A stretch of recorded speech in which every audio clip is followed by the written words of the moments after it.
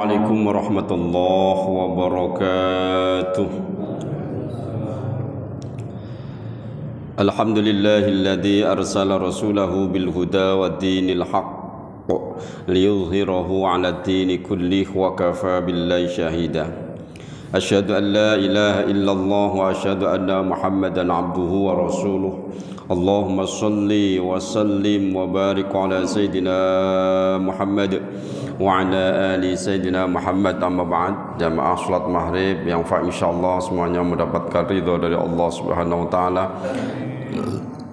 Marilah kita sama-sama selalu menjadikan puja dan puji syukur kita agar Allah Subhanahu wa taala atas limpahan nikmat, hidayah, taufik serta i'anahnya sehingga kita sama-sama bisa hadir di masjid yang mubarak ini untuk melaksanakan sholat berjamaah, yaitu sholat maghrib, dilanjutkan dengan ta'lim muta'alim kitab Nasaihul Ibad, kemudian kita lanjutkan dengan sholat Isya berjamaah. Fa insyaallah kita semua mendapatkan ridho dari Allah Subhanahu wa taala.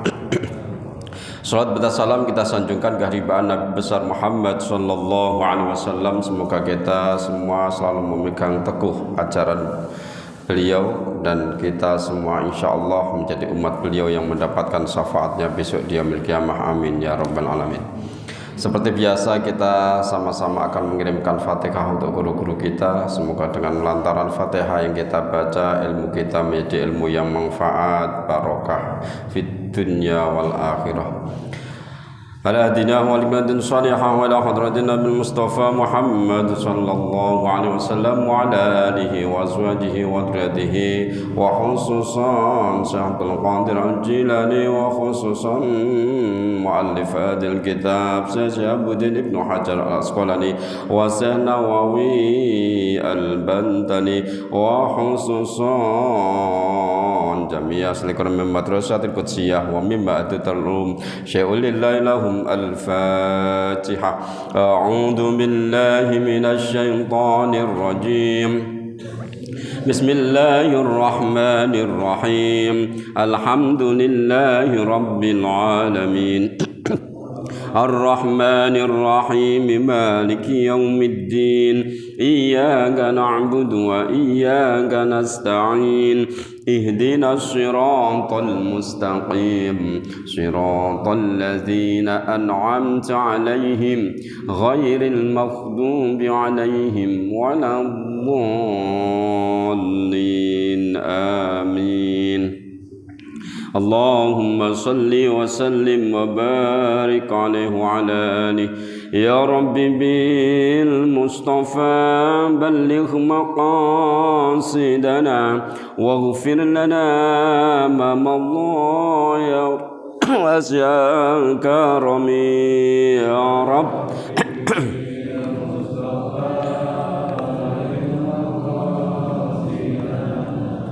واغفر لنا ما مضى كرمي أمن تذكر جيران بذي سلمي مزت دمعا جرى من مقلة بدمي مصطفى شيدنا واغفر لنا ما مضى يا واسع. محمد سيد الكونين والثقلين والفريقين من عرب ومن عجم يا رب. بلغ مقاصدنا واغفر لنا يا واسع. هو الحبيب الذي ترجى شفاعته لكل هول من الأحوال مقتحم يا رب بلغ مقاصدنا ما مضى يا واسعا مولاي صل وسلم دائما أبدا على الحبيب خير خلق كلهم يا رب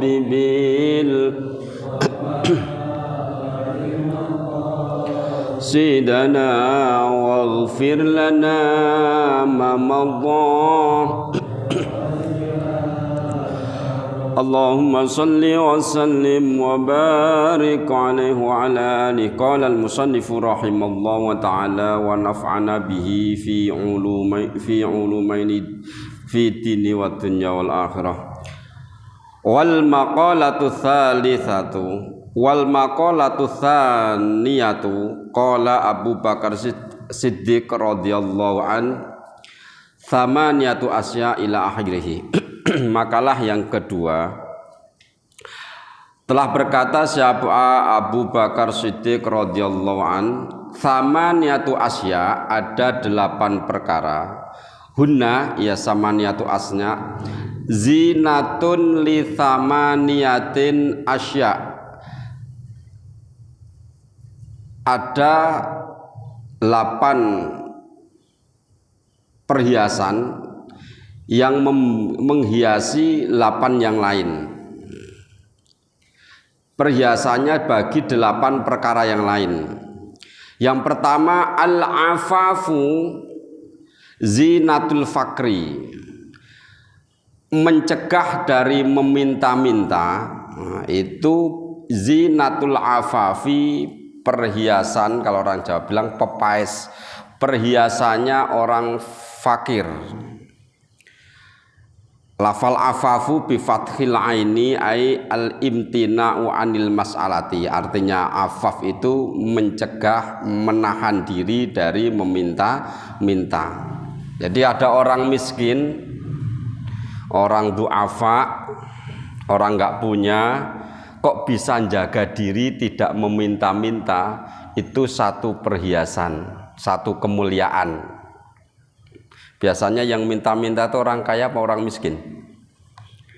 Orang miskin. Berarti kalau dia bisa mencegah dirinya untuk tidak minta-minta, maka dia dikasih Allah Subhanahu wa taala satu kemuliaan. Perhiasan itu kemuliaan, mulia. Nah, rata-rata itu kalau namanya orang nggak punya itu, orang minta-minta itu biasanya orang nggak punya. Kalau orang kaya malu kalau minta-minta. Tapi ada nggak orang kaya minta-minta? Ada, papa minta pulsa. Ada apa namanya, kalau orang pejabat itu mama minta pulsa apa ya? Itu kan minta-minta juga. Ruya annahu sallallahu alaihi wasallam tuhfatul mu'min, cindera matanya orang mukmin, fid dunya, di dunia itu al fakru, fakir. Fakir itu adalah cindera matanya Allah untuk orang mukmin. Tapi kalau ditanya orang jadi orang miskin mau nggak? Mesti rata-rata nggak mau. Padahal itu cindera mata dari Allah. Tapi gini, bukan berarti gini loh, miskin terus nggak mau kerja, bukan. Ini sudah berusaha semaksimal mungkin, udah mencari nafkah, udah macam-macam, hasilnya itu memang masih kekurangan. Itu namanya cindera mata dari Allah, kemuliaan dari Allah. Dan orang miskin yang sabar kayak gini, besok di akhiratnya jauh lebih mulia daripada orang-orang umum. Makanya dulu kan ada sahabat siapa namanya, Sa'labah ya, yang kaya, yang miskin terus jadi kaya. Namanya siapa? Sa'labah. Sa'labah itu kalau sholat sama Rasulullah itu buru-buru langsung kabur pulang. Jamaah selesai langsung pulang. Sehingga pernah ditegur oleh Rasulullah, Sa'labah, kenapa kamu buru-buru pulang? Gitu. Kata Sa'labah, saya cuman punya baju satu. Mungkin baju Arab kan nggak kayak kita ini apa celana sama ini kan baju Arab apa namanya gamis modelnya apa gamis kan, gamis kan panjang itu jubah lah, bajunya kan modelnya gamis panjang itu, jadi bisa dipakai laki-laki bisa dipakai perempuan. Jadi bajunya itu cuman atuk. Jadi kalau Sa'labah pergi ke masjid istrinya telanjang, kalau pas istrinya make suaminya telanjang. Itu saking miskinnya itu kayak gitu cindera mata dari Allah itu. Kalau dia sabar, wow luar biasa. Ternyata beliau nggak sabar sehingga minta kepada Nabi Muhammad untuk didoain menjadi orang kaya, banyak harta. Sehingga ketika pertama kali minta doa sama Rasulullah, udah Sa'labah, karena Rasulullah itu tahu kedepannya, udah dikasih gambaran oleh Allah. Udah Sa'labah sabar aja, gitu aja maksudnya. Udah kamu nggak usah minta macam-macam, dah sabar aja gitu. Besok ketemu lagi, minta lagi, ya Rasulullah, hidup saya itu payah, susah. Baju aja cuma satu, saya minta engkau doakan saya menjadi orang sukses. Kamar Rasul masih dinasihati, sabar Sa'labah, udah kamu tuh paling bagus, hidup kamu tuh kayak itu, maksudnya tuh setting kamu tuh udah paling bagus itu, jangan minta lebih dah, takutnya nanti malah tersesat. Ya, intinya gitu, ini tambahan saya sendiri itu yang nanti tersesat. Udah kamu bagus kayak begitu, ketemu 3 kali lagi minta lagi sama Rasulullah, akhirnya didoain supaya kaya dan dikasih modal. Dikasih modal 1 kambing, kalau nggak salah itu kambingnya perempuan. Kasih 1 kambing, nah, dikasih 1 kambing terus dikawinkan sama kambing orang lain kan, hamil terus itu beranak. Dan kebetulan memang doa Rasulullah kan mustajabah, doa Nabi itu sekali beranak itu banyak sehingga nggak makan waktu lama dia sudah punya ternak kambing yang sangat banyak, sehingga saking banyaknya kambing beliau Sa'labah ini mulai dia tidak ke masjid. Awalnya mungkin tuh masjid yang biasanya 5 waktu rutin mulai gotang, mungkin duhur, asar, maghribnya enggak, atau yang paling sibuk tuh biasanya tengah hari, duhur sama asar enggak datang, maghrib, isya, subuh masih ada. Besok kemudian hari mulai hilang lagi, tinggal maghrib sama isya, subuhnya enggak ada.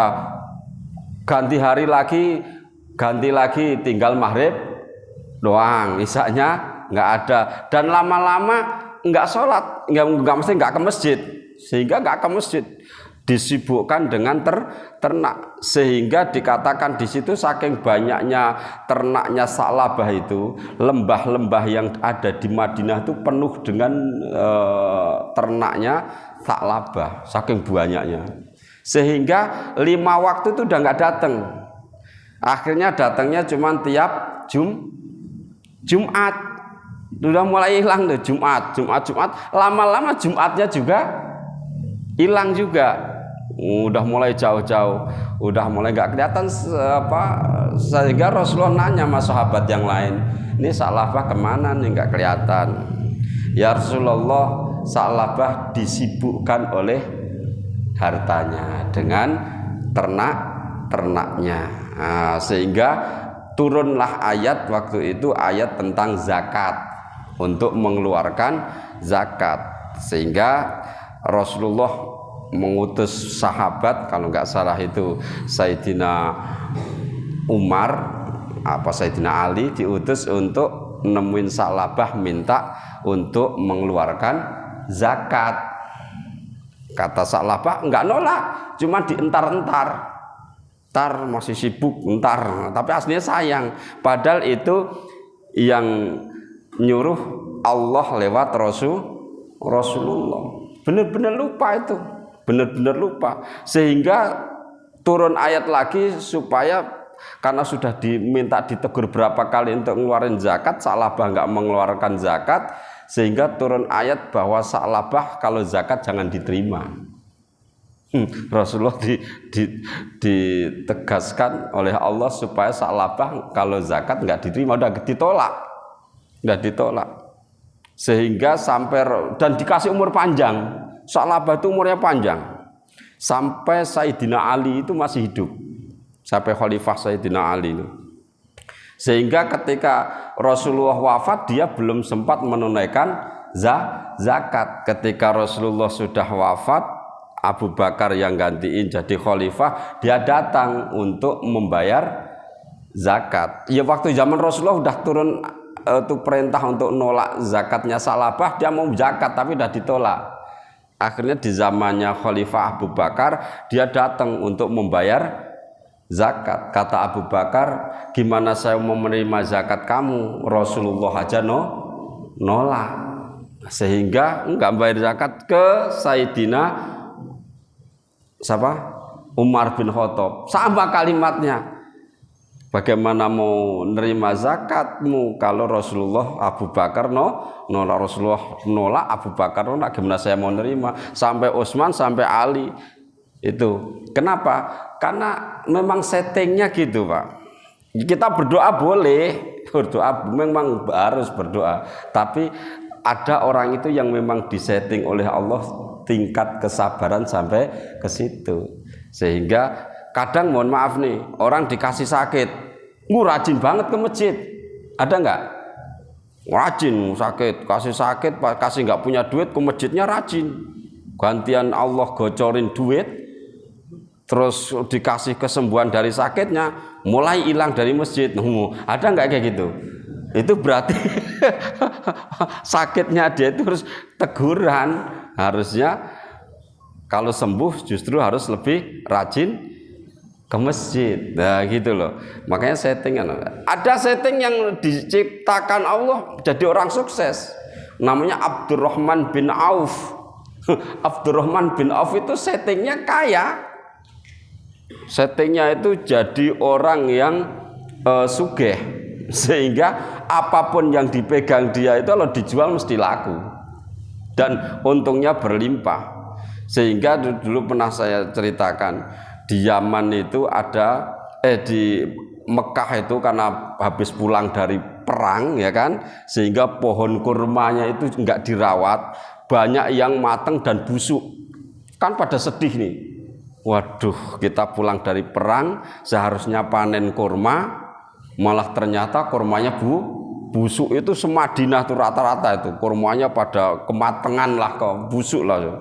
Itu seneng Abdurrahman bin Auf, ya udah sini saya beli semua yang ada, kurma-kurma yang busuk semuanya kumpulin, saya beli dengan harga kurma normal, dibeli semua. Karena Abdurrahman bin Auf kepengen hidup miskin, ngabisin duitnya dihabisin, enggak mau dihabisin duitnya, seneng dia, udah bisa memuliakan orang. Lah orang punya barang busuk terus ada yang beli kan seneng.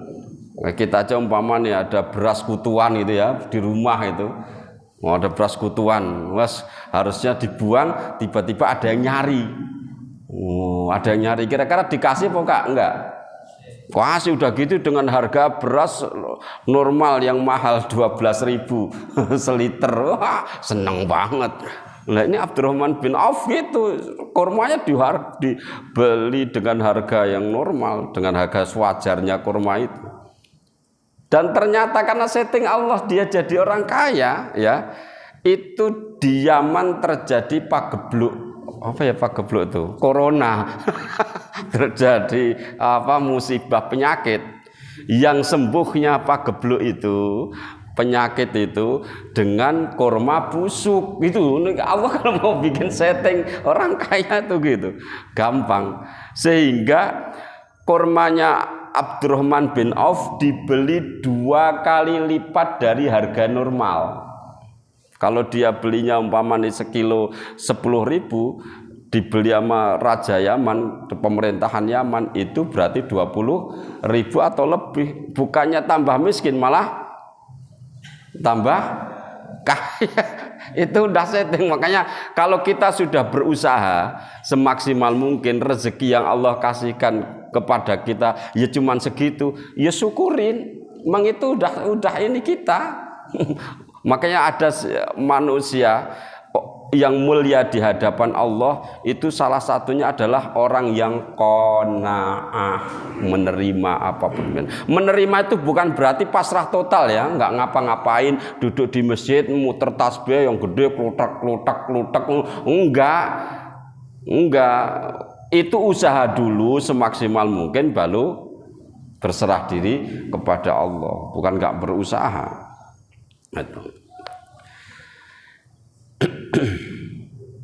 Zinatul Fakri. Rawahu Dailami, hadis ini diriwayatkan oleh Imam Dailami. Wasukru, syukur, zinatun ni'mati, itu perhiasannya kenikmatan. Kalau dapat nikmat apa yang kita ucapkan? Alhamdulillah. Lafal alhamdulillah itu tanda kita bersyukur. Nah, syukur sering saya terangkan, syukur itu bukan cuman alhamdulillah. Yang kita sering ucapkan itu baru sepertiga dari bagian syukur. Syukur yang pertama benar dengan ucapan alhamdulillah. Yang kedua dengan hati, nerima benar nikmat itu. Nerima benar-benar nikmat, ngucapin alhamdulillah itu benar-benar keluar dari hati yang paling dalam bahwa itu adalah kenikmatan. Bukan alhamdulillah lah daripada nggak dapat, itu mah belum syukur. Lahnya itu kayaknya nggak nerima banget gitu loh. Biasanya nih gajian bulanan dapat di atas UMR. Kalau UMR sekarang 5 juta biasanya dapat nyoret 8 juta. Ternyata bulan itu lah nggak ada lembur, bener-bener pas gaji, pas nerima ya alhamdulillah lah. Itu kayaknya nggak nerima itu. Ya alhamdulillah ya Allah, kami bersyukur kepadamu masih engkau kasih rezeki segitu banyaknya, itu syukur. Tapi kalau ada embel-embel lah, ada embel-embel macam-macam belakangnya kayak nggak nerima, itu belum bersyukur. Yang ketiga, yang pertama bilisan, yang kedua bil qalbi, yang ketiga dengan implementasi bil jawarih, dengan implementasi syukur. Kalau kita dikasih syukur sehat, berarti sehat kita itu kita gunakan untuk ibadah. Allah kasih rezeki kita, rezeki berupa harta, ya sebagian harta kita bagi-bagikan untuk yang membutuhkan, itu implementasi. Dan sekarang ini saya perlu mengingatkan lagi, sekarang ini saudara kita yang di Palestina sangat-sangat membutuhkan. Makanya saya mohon ya bapak-bapak yang punya rezeki, sisihkan sebagian, nggak usah gede-gede tapi rutin yang ngasih lah ya, ngasih sebagian dari rezeki kita untuk mereka. Caranya gimana? Ada di itu lewat Basnas itu ada, dan saya di pengajian malam Senin saya siap untuk menyalurkan, dan ntar kalau saya sudah transfer saya kasih bukti transfernya. Kalau sedikit orang ngasih 20.000 transfer kan nggak mungkin, tapi kalau orang banyak 20.000 kan ngumpulnya jadi banyak. Nah, kita transfernya enak. Itu kalau mau berdonasi saya siap untuk menyalurkannya, dan saya kasih bukti transfernya kalau ntar ada yang kepingin ikut bantu mendonasikan hartanya. Karena itu salah satu bukti rasa syukur kita kepada Allah. Wahwa syukur itu sababun liibqa'in ni'ami, adalah sebabnya ditetapkan kenikmatan al-maujudati yang wujud, yang maujud. Wa wasilatun ila husulin ni'amil mafqudati, dan menjadi satu pelantara. Wasilah itu lantaran Pak, sababiyah. Kita mendapatkan nikmat-nikmat yang belum kelihatan. Jadi dengan kita bersyukur itu, kita tadi implementasikan 3 bukti syukur tadi, Allah akan menjadikan itu sebab mendapatkan rezeki yang jauh lebih besar, kenikmatan yang lebih banyak. Nyatanya saya kemarin sedekah 100.000 nggak balik 1 juta Pak Ustadz. Rezeki itu bukan cuma duit, mohon maaf. Allah kasih kita rezeki sehat ini udah luar biasa. Orang sakit itu Pak, yang biaya bener ya, yang biaya bener ngeluarin dengan kantongnya itu kalau sudah nginep di rumah sakit seminggu itu bisa sampai 10 jutaan lebih. Itu kalau penyakit-penyakit biasa, kalau belum penyakit yang berat bisa ratusan juta. Lah kita dikasih sehat ini, itu nikmat yang luar biasa. Caranya gitu, caranya kita mengembalikan syukur kepada Allah gitu. Enggak harus bukti Allah membalas itu mesti 1.000 jadi 10.000, 10.000 jadi 100.000, 100.000 jadi 1 juta, enggak harus gitu. Gitu.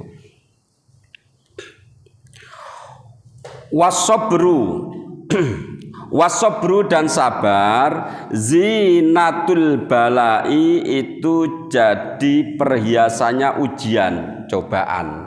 Wah, perhiasannya orang yang sabar adalah ujian. Orang jangan bilang sabar kalau belum pernah diuji.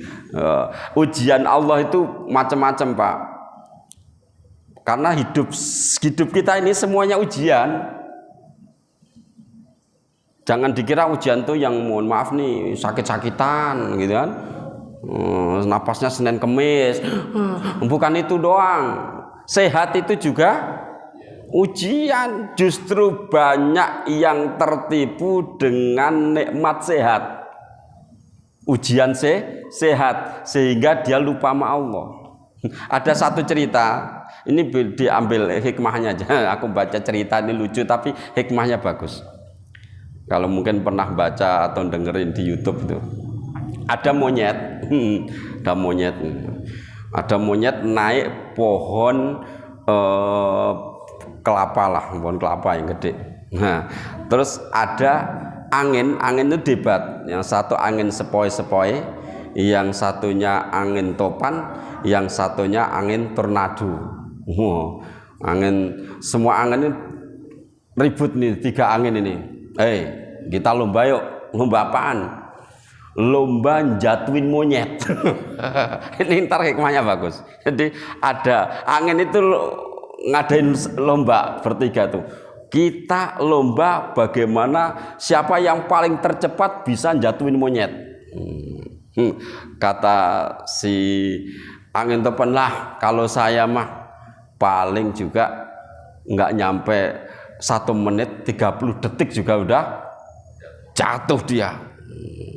Oh udah coba. Angin topan namanya angin gede, monyet kenceng kan pegangannya. Ternyata 30 menit sampai 1 menit nggak jatuh. Angin topannya mundur. Terus angin apa yang gede lagi? Angin apa? Tornado. Angin tornado datang. Wah, kamu dikasih sampai 1 menit aja nggak bisa jatuhin. Saya tuh cukup 40 detik jatuh dia. Wow, bener tuh. Wah, angin tornado muter. Monyetnya pegangannya tambah kenceng. Ternyata sampai 1 menit lebih enggak jatuh. Terus angin sepoi-sepoi nih, angin sepoi-sepoi. Giliran kamu. Nah, saya mah mungkin 2 menitan dah. Ya, saya yang keras saja nggak bisa jatuhin. Ya lo angin gini gimana mau jatuh? Ya udah coba aja. Coba kena angin sepoi-sepoi, monyetnya ngantuk. Kipas. Nikmat kan? Goyang, jeblok. Monyet jatuh. Kata si angin sepoi-sepoi, jatuh kan? Karena kier kena angin sepoi-sepoi. Artinya apa? Sepoi-sepoi kan kenikmatan yang luar biasa. Kalau topan, lesus, cobaan yang kenceng. Ternyata kadang orang itu dikasih ujian nikmat itu jatuh. Bener Pak? Gagah. Duitnya banyak. Punya anak buah banyak. Banyak yang lupa ke masjid Pak. Bener nggak?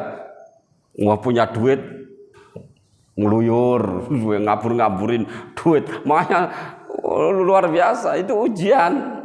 Bala itu apa? Bala itu enggak harus cobaan, itu termasuk bala ujian itu. Bala. Makanya tadi angin sepoi-sepoi justru yang bisa menjatuhkan monyet. Ruwayat Nabi sallallahu alaihi wasallam, as-sabru sitrun minal kurubi. Sabar itu sitrun, penghalang, minal kurubi, dari segala kesusahan. Kerupekan itu kesusahan. Wa aunun alal khutubi, dan jadi penolong atas kesusahan juga. Jadi sabar itu penghalang jadi dari segala kesusahan. Orang sabar itu kembalikan kepada Allah, hilang susahnya. Dikasih ujian, duitnya utang, punya utang, udah jatahnya bayar belum punya, kasih Allah kesabaran hati yang teguh, ya alhamdulillah kita masih dikasih makan, siapa tahu besok rezeki datang. Ini kan tenang itu pikiran tenang. Atau dicoba tetangga, dibenci tetangga gitu. Kan ada enggak? Mesti ada. Namanya hidup bertetangga, itu mesti ada. Tetangga yang benci ke, oh Pak Ustadz mah enggak ada, banyak, cuman kita enggak tahu. Yang benci banyak, cuman kita enggak tahu. Dibenci, kalau kita tahu enggak usah sedih, kembalikan kepada Allah. Itu sih tenang aja, tenang. Jadi tenang. Tapi kalau kita kepancing enggak sabar, apa yang jadi? Berantem itu, berantem. Makanya kita hindari, apalagi kita sudah berusia, jangan sampai kita berantem, usahain ngalah. Waqala Aliun, waqala Ayyub bin Abi Thalib karramallahu wajhah, as-sabru matiyatun la takbu. As-sabru, sabar itu matiyatun, kendaraan. La takbu, yang tidak akan ngadat, maksudnya kendaraan yang lancar. Sabar itu diistilahkan menurut Sayyidina Ali adalah kendaraan yang apa, yang nggak pernah ngadat itu, yang bagus lah, normal. Wal qanaatu, sedangkan qanaah, gambarannya qanaah itu saifun la yambu. Saifun itu pedang, la yambu yang enggak ketul, yang tajam. Kalau qanaah itu diistilahkan sebagai peso atau pedang atau golok yang tajam. Jadi untuk apa-apa bisa. Sedangkan sabar itu diistilahkan kendaraan yang lancar. Makanya orang yang sabar itu urusannya lancar, ditimpa apapun aman. Karena apa? Sabar. Dibenci orang sabar, qanaah, nerima. Lah kalau kadang kita kan nggak nerima, nggak sabar, berarti kita kalau pas nggak sabar, berarti kita ini sedang punya kendaraan yang ngadat. Kalau kita itu nggak qanaah, berarti senjata kita itu lagi ketul, harus diasah itu. Watawaldu, Isa jam berapa, Wan? Ya, kita tambah lagi, masih ada waktu. Watawaldu zinatul hasabi. Watawaldu, sedangkan tawaldu itu zinatul hasabi, perhiasannya derajat yang luhur, yang tinggi. Jadi apa itu maksudnya? Orang yang punya kedudukan tinggi itu biasanya sombong. Wah, anaknya siapa? Anaknya Pak Gubernur, anaknya Presiden. Wah, bangga. Itu derajat kenasaban. Belum derajat yang lain. Derajat yang lain apa yang menjadikan sombong? Hartanya banyak, anaknya sukses. Anak sukses itu, mohon maaf Pak, mungkin kita biasa, tapi anak kita sukses itu bisa jadi sombong. Loh, anak saya semuanya punya kedudukan tinggi, titelnya panjang-panjang, kadang jadi sombong. Tawadhu itu perhiasannya adalah derajat yang luhur. Wahwa hasab, ma ya'uddul insanu, sesuatu yang dihitung-hitung apa ma yang dihitung-hitung hu kepada ma siapa al insanu manusia. Hasab itu apa sih? Sesuatu yang jadi pandangannya orang, dihitung-hitung jadi pandangan lah. Jadi pandangannya orang, jadi wah gitu. Minal mawakhiri abaihi, dari kemuliaannya bapak-bapaknya. Oh. Sehingga gitu. Kalau umpama gini, anaknya siapa sih dia? Jangan macam-macam loh. Dia itu anaknya anggota DPR, kan? Mulianya karena apa? Karena abaihi, karena bapak-bapaknya. Atau turunan, mohon maaf nih, ini lagi sering debat di YouTube itu. Turunan Habib, ya kan? Habib, turunan Kiai Gus, jadi bangga-banggaan. Nggak boleh membangga-banggakan bapak-bapak kita untuk sombong, nggak boleh. Orang yang paling bagus itu justru malah menyembunyikan dari apa yang sudah dilakukan jasa orang tua kita. Itu kalau orang mau tahu aja, biarin aja. Tapi kalau kita bangga-banggain, saya tuh bapak saya sampai anak Raja Mataram dulu. Gaya banget. Terus kalau anak Raja Mataram terus kamu ngapain? Terus kamu jadi raja di sini. Coba kalau digituin mau ngapain? Oh, saya turunannya Raja Majapahit. Saya malah lebih tinggi lagi, keturunannya Nabi Adam. Kelar kan? Nggak boleh itu. Yang dimaksud khasab itu gitu, bangga-banggaan ke orang tuanya. Au mim manaqibin nafsihi, atau dari sejarah hidupnya. Manaqib itu sejarah jasa, sejarah yang telah kita torehkan. Oh, bangga. Loh, yang bangun jalan ini siapa? Kalau bukan dulu saya yang lantarin nggak jadi itu, umpama nih. Nah, itu juga bangga-banggaan gitu.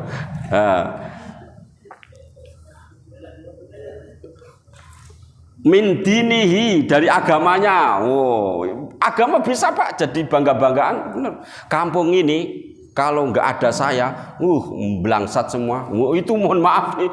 Itu kalau niatnya untuk tafakhur, bangga-banggaan, udah hilang.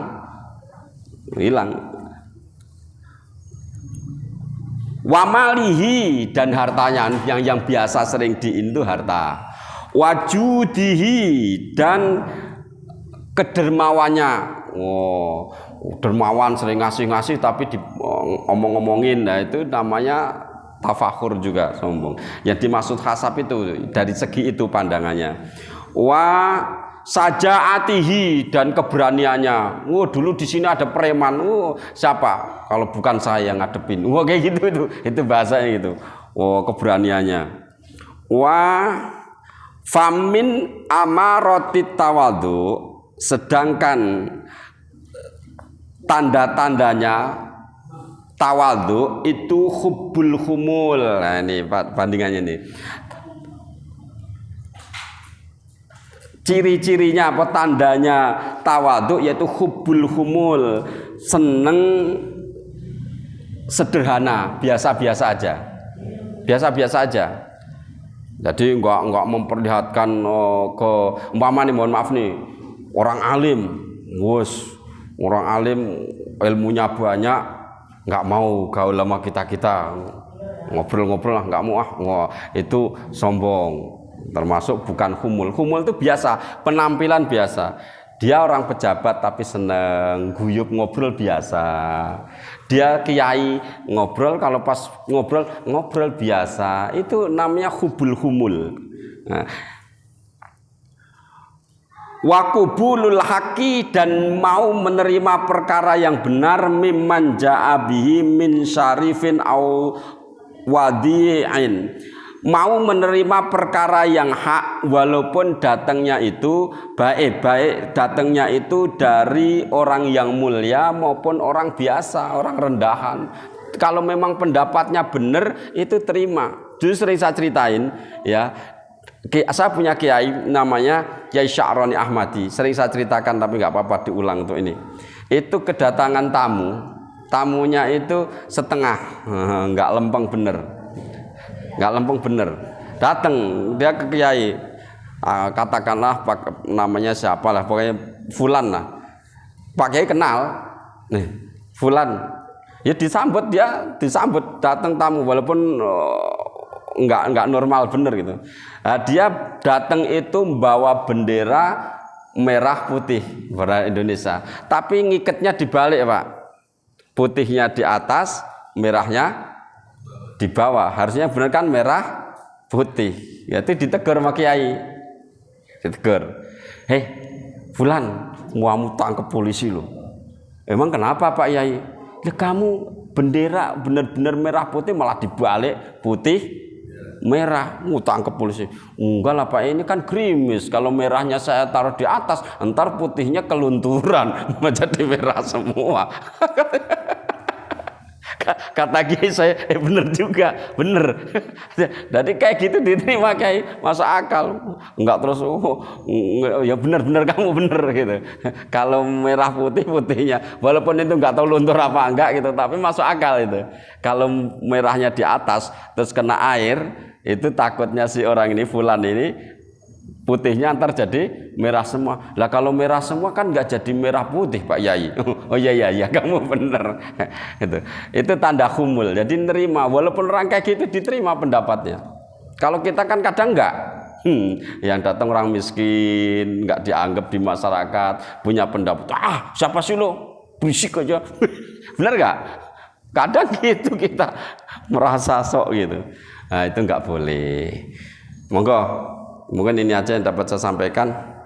Kalau ada yang perlu dibahas, monggo. Masih ada waktu berapa menit ya? 6 menit.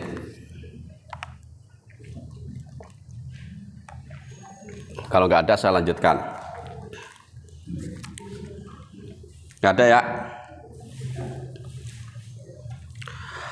Wal hilmu dan lapang dada, zinatul ilmi, itu perhiasannya orang yang berilmu, perhiasannya alim, perhiasannya ilmu itu adalah lapang dada. Jangan dikatakan orang alim kalau dia nesunan.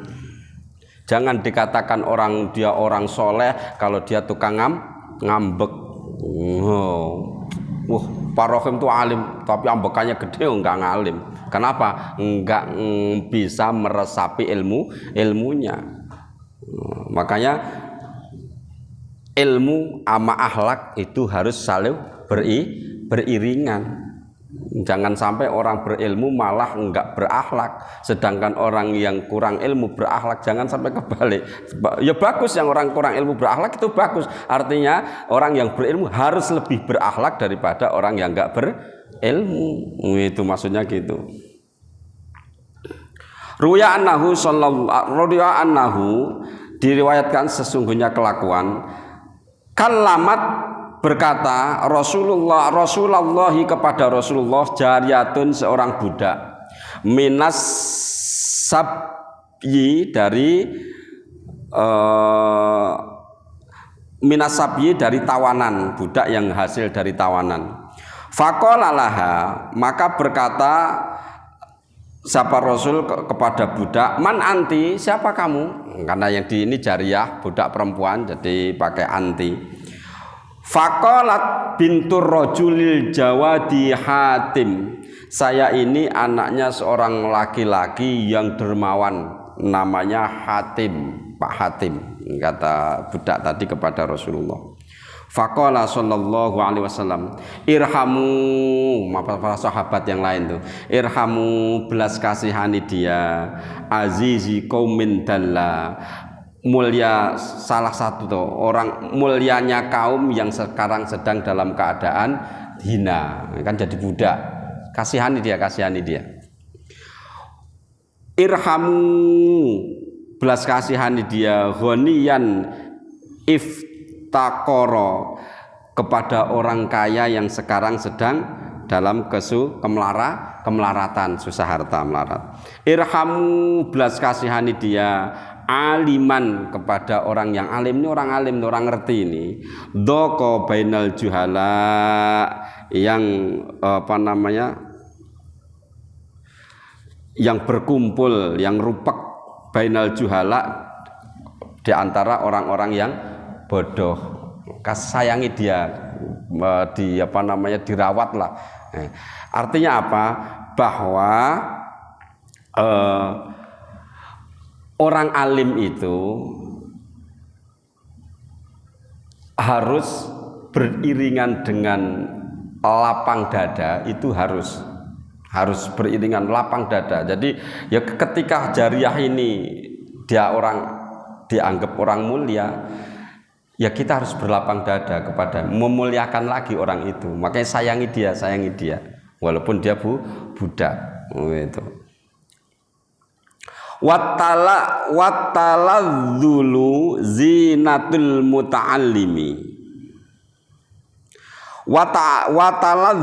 Watalad dulu andap asor, zinatul muta'allimi itu perhiasannya orang yang sedang belajar. Orang belajar itu harus sopan santun. Ruya annahu sallallahu alaihi wasallam qala man kharaja, barang siapa yang keluar, yuridu menghendaki orang tadi ilman, satu ilmu, yata'allamahu yang mau mengaji siapa seseorang kepada ilmu, fatahallahu maka Allah akan membuka lahu kepada man baban, satu pintu ilal jannati, ke surga. Barang siapa yang mau ngaji nih, satu ilmu kayak gini nih ngaji, maka Allah buka pintu masuk surga. Udah ada pintunya Pak. Besok di akhirat itu orang yang ngaji itu ada pintu khusus, masih mau ngaji. Ngaji masjid jamaah, masjid Baitur Rahmah, ada pintunya khusus surga. Saya ngaji. Malaikat ini ada nih fatahan. Ya ini umum, bukannya Baitur Rahmah doang. Wa farasat lahul malaikah, dan malaikat gelar tuh apa? Menghamparkan, ya benar.